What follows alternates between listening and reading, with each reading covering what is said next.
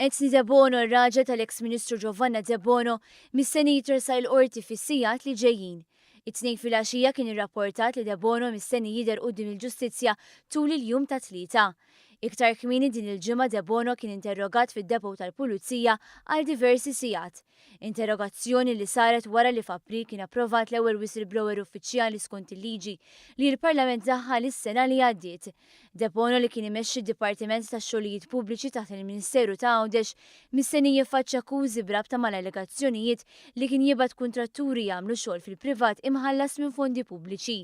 Madwar sena ilu b'dawn l-allegazzjonijiet kien mara fis-Segretarju Ġenerali tal-Partit Nazzjonalista Chris Said, iżda bil-fatti fideh baqa' ma għamel xejn. Kien biss wara li l-każ kien żvelat fil-midja li bdew isiru magħrufa l-fatti. Intant tal-Partit Nazzjonalista, il-fatt li Anthony De Bono kien interrogat fid-depo tal-Pulizija jidher li ma jfisser xejn. Il-Viċi Kap Nazzjonalista Beppe Fenegatami qal li lanqas biss kellem ma' Giovanna De Bono dwar l-interrogazzjoni ta' żewġa. Jiena minn ħatija jiena le ma tkellimx pa' Giovanna De Bono. Ir-raġel ta' Giovanna De Bono kien interrogat dwar skema ta' xogħlijiet fil-privat li kienu jsiru minn fondi pubbliċi għal dawk li kienu votanti potenzjali ta' Giovanna De Bono. Skema li nkixfet minn whistleblower Awċi.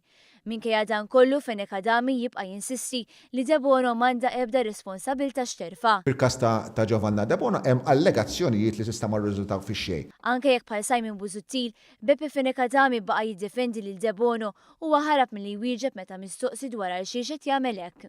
Għaliex qed tażel li tkompli tiddefendi lil Giovanna De Bono, Dr. Fenegatami, intu l-Partit Nazzjonalista. Naħseb wieġebtek biżejjed.